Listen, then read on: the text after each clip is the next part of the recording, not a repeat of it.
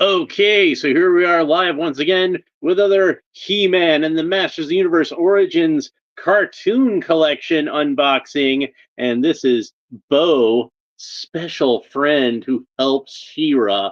Huh? Like special friend? What does that even mean?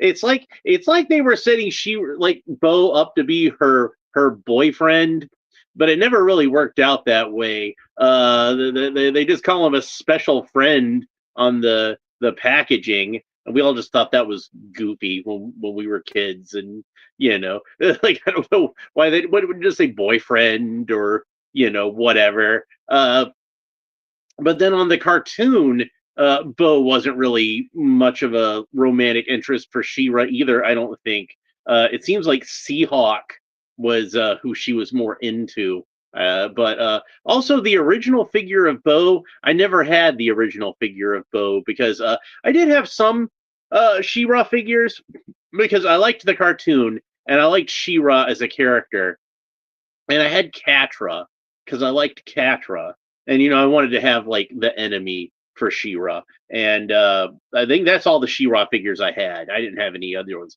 Now my cousin Amy, she had a lot of them. She had Angela and Glimmer, and she had the original Bo.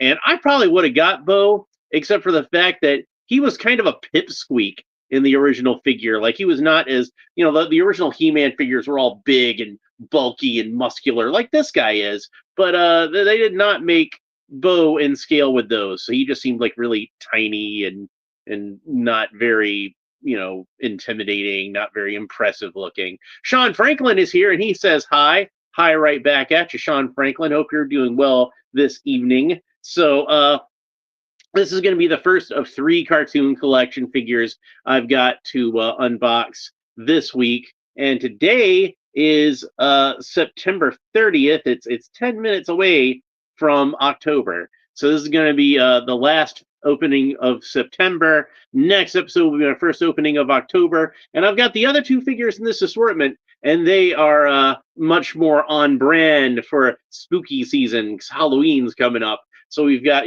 Whiplash, who's an ugly monster and will fit right in with Halloween, and Shadow Weaver, who's a witch. And you don't get much more Halloween than witches, do you? And I've got a lot of cool stuff planned for this October. A lot of nice spooky action figures. And in fact, my plan after I open up these 3 cartoon collection figures is I'm going to open up a G.I. Joe figure. And I've got a lot of G.I. Joe figures to open up, but this one I feel like is going to be really appropriate for Halloween because I've got Crystal Ball. So he's going to be the next figure that I open up after I open up these 3 He-Man figures. Oh, and I've got lots of cool Halloween stuff coming. I've got the Migo Nosferatu figure. I've got some NECA Universal Monsters, and we'll have a few more surprises along the way. It's gonna be a good Halloween. I can't wait. All right, so let's have a look at the packaging here. And like I said, it says Bo, special friend of She-Ra, whatever that means. It's got the background that we're used to seeing on this wave, which these waves have been more Princess of Power heavy, so that's why you've got Hordak in the background and fire and everything. It's to me it doesn't quite fit the Filmation look as well, because the first wave was made to look like the actual background. This one's made to look all fiery and dramatic. It's cool looking though. I like it. But there's a piece of artwork on the back with Bo getting ready to shoot at Shadow Weaver and or Grizzlor. Shadow Weaver is menacing Glimmer. I hope they do a figure of Glimmer. I liked her look on the cartoon. Like I said, I didn't have a whole lot of She-Ra figures when I was a kid, but my cousin had Glimmer. I thought she was okay, but she was just a little too girly for me. I thought she looked better on the cartoon. And it says, as seen on Bo's Magical Gift, which I don't remember that episode. I probably saw it when I was a kid. But it says, includes bow and arrow. And it says, twist and turn into powerful battle positions. And like I said, they butched this guy up a little bit. He's a bit more bulky and muscular, and he's got the sort of standard Masters of the Universe cartoon collection body rather than like giving him a smaller body. But he was as big as everybody else on the cartoon. So let's go ahead and open him up. Yeah, the original Bo figure. Also, the other difference was for some reason. Don't ask me why this decision was made, but for some reason, Bo in the action figure was clean shaven, but the on the animation he had a mustache.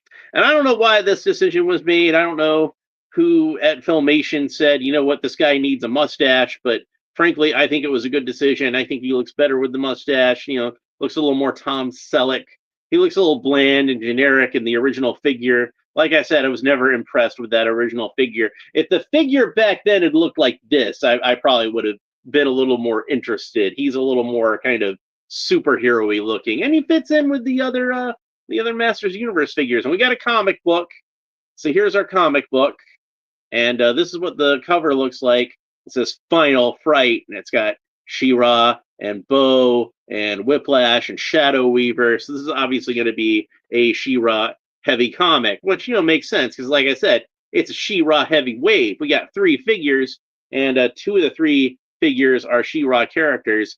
Whiplash being the third. Bobby Wald is here, and he says steroids are perfectly illegal on Eternia and whatever the name of the planet She-Ra's on. Well, that's Etheria, by the way, for any of you out there wondering. And I tend to think that people on Eternia are just, you know, after centuries of living in a very harsh environment and constant wars, they're just pretty naturally muscular, and maybe, just maybe, it's something to do with the energy of Castle Grayskull in the air. How about that?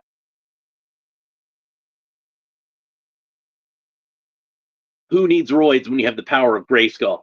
Anyway, ooh, and Skeletor is going to be in this one. Oh, this is going to be fun. All right, so we're getting ahead of ourselves.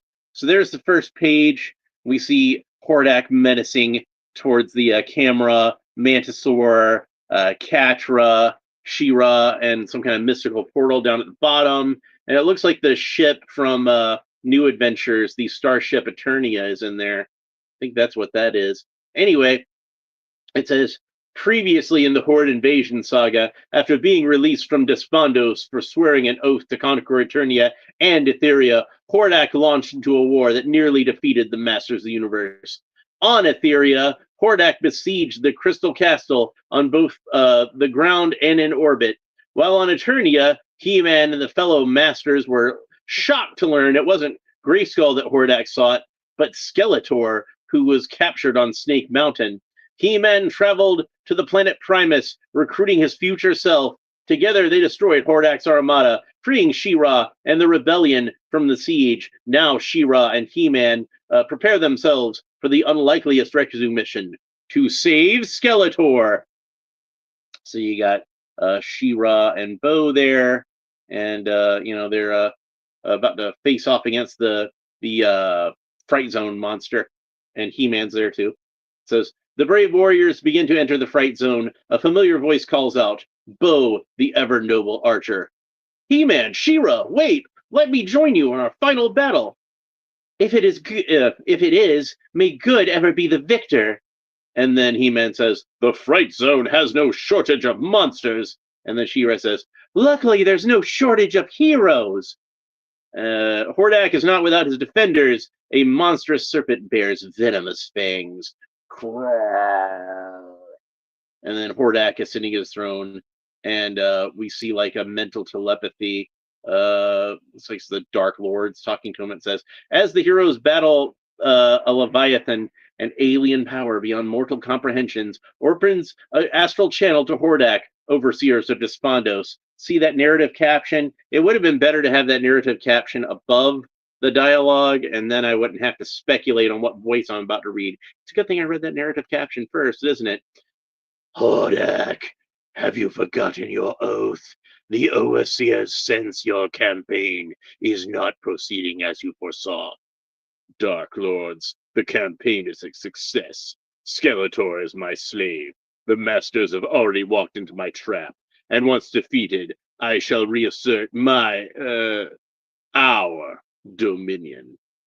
Fulfill your oath, or your banishment to Despondos shall spell eternal doom. And then we see Skeletor back in the Horde armor. Isn't that cool? And the planular portal snaps shut, releasing a vacuum of hot wind. Isn't that right, Skeletor? Bah, Oh, they don't know how to place capture the balloons on this. Bah, Despondos is nothing but a glorified prison. Soon I shall reach the heights of my powers, and then the universe itself will bow before its true master. Isn't that right, Skeletor? And it shows He-Man fighting the serpent. Any hope here? As quick as the serpent was to strike, it was faster in retreat, although not unscathed. And it shows Bo shooting an arrow at the beast. And then Shadow Weaver shows up and says, "A noble effort, masters, but your cause is at an end. Skeletor is one with the Horde, and your lives are now." The powerful necromancer Shadow Weaver appears, for it was she who pulled the strings of Leviathan. Void. They really just don't know how to put how to place the captions and balloons in this thing, I swear. And then Bo gets zapped by a thing and it says Zaw. Just like almost like it's a word balloon, but without the little pointer, the little tail. Bo is struck down by Shadow Weaver's incantation. His state is neither alive nor dead, but living purgatory. See, there's a word that kids can look up in the dictionary. I remember Stan Lee, the publisher Martin Goodman, when he was writing Marvel Comics, called him in the office and asked him why he was using so many big words, because kids wouldn't know all these big words. And Stan was like, well, if they don't know the big words, they can ask their parents. And if their parents don't know, they can look it up in the dictionary. It's educational. So Stan was good about not talking down to his readership. I always appreciated that. And then He-Man says, "Uncle, I'm not here to fight you." It's strange he calls him Uncle. Even if he knows he's his uncle, he still usually just calls him Skeletor. Skeletor, remember, you are and always shall be your own master. And Shadow Weaver blasts He-Man. Frozen in place by a paralysis bolt, Skeletor at last has his chance to destroy He-Man forever. Emerging from a pool of shadow is the nemesis who considered this diabolical tableau, Hordak. I will say they're using a lot of good vocabulary words in this issue. Bobby Wald says dictionary. Now they just Google it nowadays. Well, yeah, but still, it's the same thing. You know, it's still like a word they can look up and learn. It's educational. So Bobby Wald says, I almost wish my first grade teacher. I can visit my first grade teacher to point out how wrong she was about not having a calculator would be 24/7. yeah. That's something I've opined on myself. I've made a post about that on Facebook once, and one of my friends who was a teacher got kind of salty with me because he was taking that awful seriously. I'm like, dude, it's just a joke. It's cool. So where was I? Tableau. That's where I was. Remember your place, Skeletor. Prove your allegiance, servant of the dark, and vanquish your sworn enemy once and for all. And then Skeletor says, Skeletor serves no one! Okay. And then Shadow Weaver is there, and she says, sorry, master, but I've my own hide to protect. And they spell hide like it's Jekyll and Hyde, not like, your skin. So that's kind of a strange.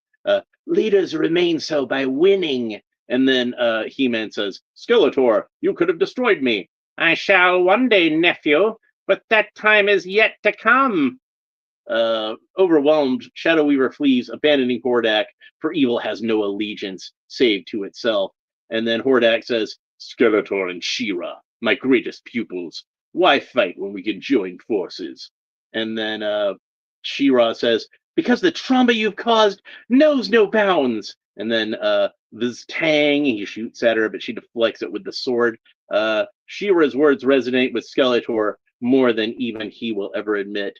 Together, us against Hordak, against us Hordak shall fall. And then He-Man says, we have the power. And then Hordak says, no.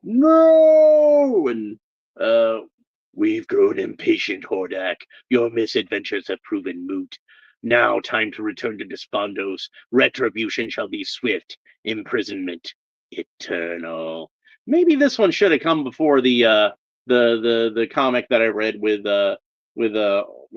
Hurricane Hordak. Maybe they came out of order. I don't know. It seems like to me like that would come after this one.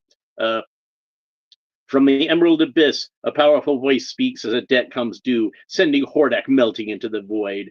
And Hordak tries to grab a hold of Skeletor here. You see him grabbing hold of the side of his armor, and says, and in sheer desperation, Hordak sees a Skeletor so that he doesn't go into the void alone. And then enough. With the final blow, Hordak is exiled in the darkness, and then we see this green slash through his wrist and a nice gory shot of like his wrist stump. Oh man, that's brutal. But a vacuum of hot air blasts past the warriors as the voids of Despondos close, and for a brief moment, two worlds, Etheria and Eternia, are released. Sorry, twin sighs of relief as good defeated evil, though as ever it was always on a razor's edge. And then Bo and He-Man, what's his problem? Silence is his way of thanking us. Makes me wonder, though. About what? How things could have been different. We're family, after all. Before the heroes can celebrate, Skeletor silently stalks away without turning back. And then the shot of Hordak's severed hand, it says, the end. You know, if it was anything but a comic book, if this was a cartoon or a live action, you could just Hordak's severed hand lying there, and then maybe the fingers would kind of start to twitch a little bit, and then you'd see where it said the end, it would say question mark after that, like they did in Flash Gordon. I think that would have been really cool. Anyway, pretty decent mini comic. I enjoyed that one. Let's go ahead and get on to the action figure now. All right, so we got Bo out of the package. He's got a plastic cape like cartoon collection figures tend to. He's got his bow, which he's named Bo. He should probably have one. So if it was Bo, just B-O, he could have a staff. But there it is. It's got a little plastic string on it, which got kind of warped in the packaging. Such things tend to happen. And then he's got an arrow, which is held in with a piece of tape. And man, that is going to be something that's going to get lost. I'm going to tell you that right now. I'm gonna lose that thing. I will put it into my parts bin and it will still get lost. And it looks like, I was thinking it was taped in, but it looks like they actually have it in through like a slight hole in the blister. So like there's a little bit where it's sticking up there and it goes through there. And it's a tiny little arrow. Like I said, that thing will get lost. I'm going to lose that. I'm going to tell you that right now. That's just going to happen. We'll get Bo out of the package. And like I said, the other two figures in here will be a little more sort of Halloween themed. Bo is like the least Halloween themed. So I figured he'd be a good one to open up when we're still in September, so that way I can have the more monster themed characters. Oh, there we go. There, we got him out. He had rubber tabs around his ankles, but I just kind of broke those. I didn't really notice them, honestly. And there's Bo out of the package. And like I said, unlike the original Bo figure from back in the 80s, this guy is much more buff and muscular and built like a Masters of the Universe character ought to be built. And I don't care if that was a character that was, in the Princess of Power line and not in the Masters of the Universe line proper. I still think if Bo had been like an impressive looking character, I would have bought him at the time. And this guy's a pretty impressive looking character. Now, one thing I think that they could have done differently that would have been better is to make, you can see that the gold parts of his outfit are just kind of colored in this kind of flat yellow, this kind of dark orangish yellow. And I think it would have been better if they'd colored it in actual gold, which yeah, like a lot of the times with animated figures, they do go with a more flat sort of color. But with this line, they haven't really done that, and they've had like plenty of metallic colored stuff. So I kind of figure it would be better to stay in line with that. You know what I mean? He's got just like a flat belt with the belt buckle is just kind of painted onto it. He's got blue tights.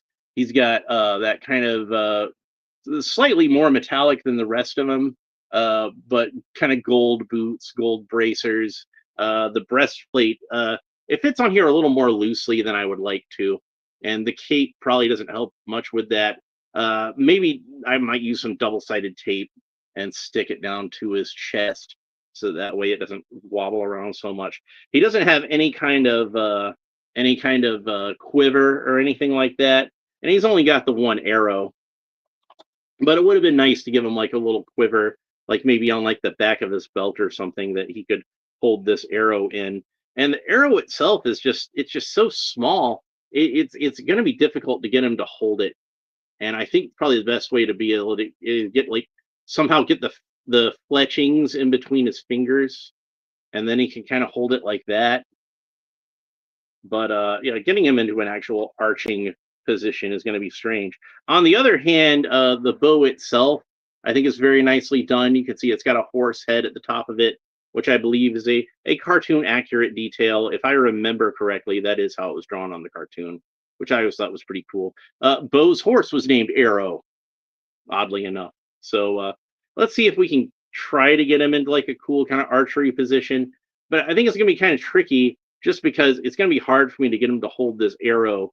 And he's got just kind of standard Masters of the Universe type hands. So it's not like he even has like fingers that could pinch around like the arrow like the way you're supposed to. So I don't know. I don't think I'm going to be able to do it. I think this piece is just useless. I don't think there's anything I could do.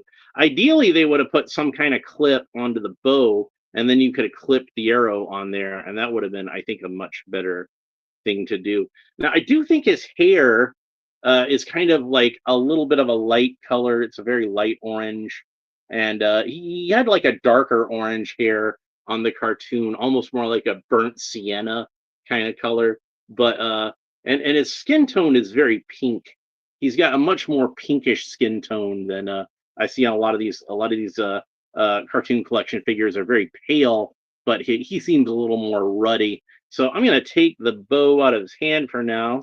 I'm going to pop off his head, and I'm going to take off the breastplate and the cape so we can talk about his articulation a little bit more easily. But let's get a look at that breastplate and cape while it's off the figure so we can see that. And you can see there's no kind of like pegs or anything to hold it on. It's just supposed to be held on by his head when it's on. That's why it kind of wobbles around a little bit. And without the breastplate, he almost kind of looks like a Chuck Norris Karate Commandos figure. Like but yeah, and like costume wise, like without the cape, it almost kind of reminds me of like a New Adventures of He-Man figure. So if you wanted to make a custom New Adventures He-Man figure, I think like the lower half of this worked pretty well. If you wanted him to have like the typical He-Man like tan, you'd probably want to use the upper half of a He-Man figure or something. But the lower half would definitely work pretty well. Anyway, let's talk about his articulation. So Bo can look up about that far, look down about that far, tilt his head kind of from side to side, rotate the head all the way around. Of course, the arms rotate all the way around the shoulders. They're at a slight angle, like Master Universe usually are, and they move up to the side about that far. Bo has a single joint of articulation at the elbow, which extends about that far, bends in about that far, and rotates all the way around. He's got wrists that rotate all the way around, and they have a horizontal hinge so they can move back and forth like so. And these are like just the standard Masters of the Universe hands. I believe they're the same ones that we even saw on Origins, even though the cartoon collection is mostly a new body. It's not a reuse of the regular Origins body. This one they made a little taller and a little more naturally proportioned, though still like overly bulky in the Master of the Universe style, just not quite as top heavy as his legs are a little longer is the main thing. Bo can rotate all the way around the waist, and he can kick up about that far, and the legs can kick out the side about that far. He's got a single joint of articulation at the knee, which bends in about that far and rotates all the way around, but you see it's at a bit of an angle, so like it kind of bends back down when you move around to the front. He's got boot cuts. The boot rotates all the way around. He's got the cool Master Universe ankle articulation, so it points down about that far, points up about that far, and rotates all the way around when the foot meets the ankle. So, I never had this character when I was a kid, but not because I disliked the character. It's because I thought the figure itself was kind of lame, unfortunately. But I did kind of like the character on the cartoon, so I did kind of always want to have a figure of him, and kind of always wish that they would make a Bow figure that would fit in properly with the old Masters of the Universe figures. And if I could send this one back in time to myself when I was that age, I probably would appreciate it. So even though it's not the same exact body type as a regular Masters of the Universe, because like I said, it's that cartoon collection, I kind of feel like it would fit in with the vintage figures just fine. So if you're somebody who collects vintage Masters of the Universe, this would probably be a good figure, even if you weren't collecting Origins, to have this figure in your collection, because maybe you're like me and you just never really liked that the vintage Bow figure was a little bit more of a pipsqueak, and maybe you wanted a Bow that looked like he fit in a little bit better with your sort of standard Masters of the Universe figures. I do have Zodak over here, so we can see him next to a regular Origins Zodak. And the sculpts on the regular Origins figures are pretty much identical as far as the body goes. So you can see he's a little taller, but I think he would fit in just fine if you wanted to put him with your vintage characters. So even if you're somebody who's kind of a purist for the vintage stuff, he might be worth picking up. Who knows? You might like him. Now he does have, like I said, a plastic cape, and that's pretty common among the Origins figures. And you can see they even gave it. I don't know if it's showing up on the camera, but it does have that little bit of texture that the Origins. Can you hear that? The Origins capes have that sometimes to make it look a little bit more like a fabric cape, but it's not a fabric cape. I think I would have preferred if it was a fabric cape. And maybe they could have put it onto a breastplate that more clipped over the torso, so it didn't quite wobble around so much. But aside from picking some nits, I think this is a pretty good figure, and they did a pretty good job with it. I'm pretty happy with it. So that would be one of the characters from She-Ra that I would really like to have. Obviously, She-Ra is one, Catra is another, and I have both of those already. So here we go. We got another one. And there's other, even though I never really had them when I was a kid, there's other characters from Princess of Power that I liked and would probably like to have in the Origins line. Like Mermista was one that I always had a fondness for, and Natasa is another one that, like, I never had the original figure when I was a kid, but I did have still do have the classics version of Natasa. And there aren't very many black characters in Masters Universe, and there aren't very many female characters. I mean, there's plenty in Princess of Power, but just in the regular Master Universe, there weren't any. And that's the only black female character that I can think of that I actually have a figure of. And I know they made on the Netflix show they had Andra, but I don't have her figure. Maybe I should pick it up eventually, but it's one of those that I kind of feel like the aesthetic of it is a little too sci-fi, and I prefer the more barbarian fantasy elements. So, but that's just me. Anyway, that's it for this episode. Next episode, I will be back with another one of these cartoon collection figures, and I'm going to go and open up Whiplash. I'm going to save Shadow Weaver for the last because she's the most Halloween-y of these figures that I have. And that's going to be it for these Masters of the Universe cartoon collection figures, but not it for Masters of the Universe, because I've still got plenty of Thundercats to open up, and I've still got plenty of Masterverse stuff to open up. And who knows, I might sprinkle some of that in with some of the Halloween stuff I'm planning on doing this month. So anyway, but that's it for this episode. Hope you enjoyed it. If you did, please make sure that you like, subscribe, all the fun YouTube stuff down below. YouTube likes it when I say like and subscribe, so I like to say like and subscribe, so that way they push it out into the algorithm so that more people see it, and then more people like and subscribe. And YouTube likes it when you like and subscribe, and they like it when I say like and subscribe. So I say like and subscribe. I like it when you leave comments. I think YouTube likes it when you do that too, but I personally like it when you leave comments. Make sure you leave a comment down below. Let me know what you think of Bow, both the character in general and this figure specifically. And are you somebody who's planning on picking this one up?